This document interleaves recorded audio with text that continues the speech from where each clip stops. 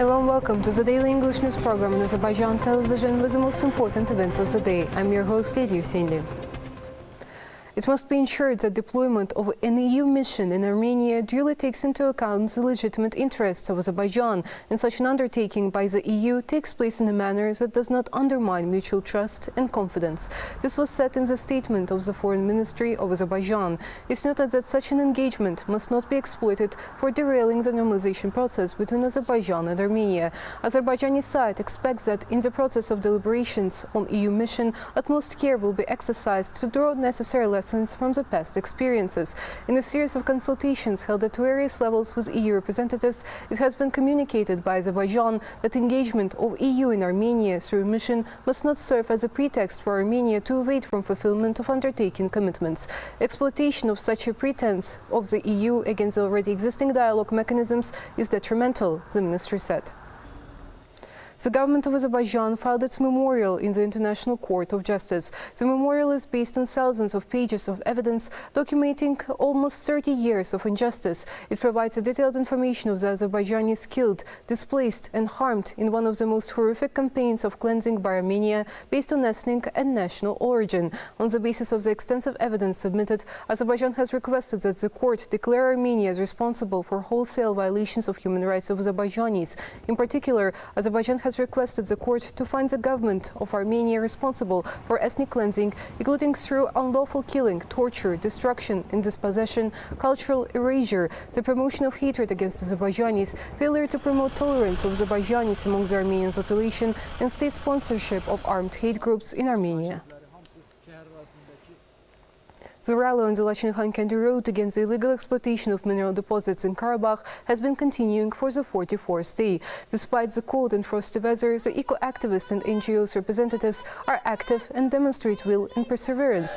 Free movement of humanitarian vehicles belonging to the Russian peacekeepers and International Red Cross Committee on the road where the rally takes place is ensured. It was once again that the road is open for humanitarian purposes.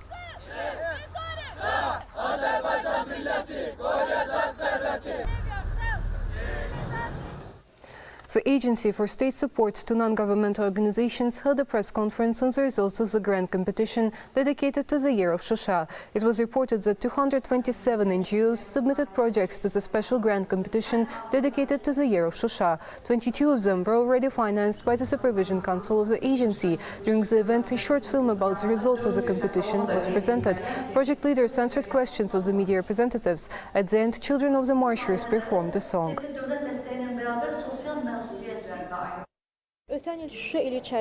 Last year, within the framework of the Year of Shusha, on the initiative of the Agency for State Support to Non-Governmental Organizations, visits to Shusha were organized with representatives of about 1,000 local and international organizations, as well as non-governmental organizations operating in different countries. The main purpose of these visits is for them to see our territories and historical places destroyed as a result of the Armenian vandalism. They also get acquainted with the reconstruction works during the post-war period.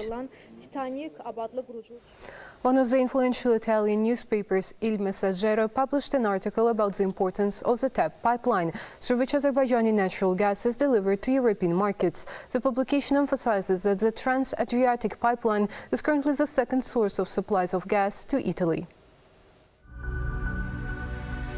So far, up to 17 billion cubic meters of gas have been transported to Italy through the TAP pipeline. Of this amount, 9.6 billion cubic meters was transported 2022 alone. In a few years, the volume of gas exported from Azerbaijan to Italy will double and reach 20 billion cubic meters. These figures are given in the article about the Trans-Adriatic pipeline published in the Italian newspaper Il Messaggero.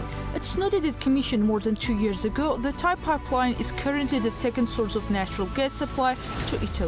The publication highlights the need for investment to increase the capacity of the existing pipeline and strengthen the infrastructure. TAP can facilitate the supply of gas to the countries of southeastern Europe with the help of prospective interconnectors, as well as create conditions for turning Italy into a trans center for gas transportation on the continent.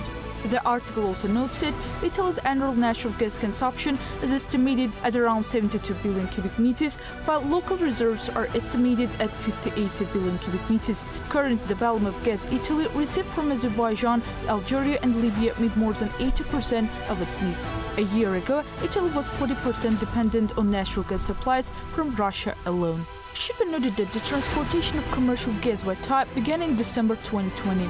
The pipeline supplies Europe with natural gas produced at the large Shahtanis field in the Azerbaijan sector of the Caspian Sea.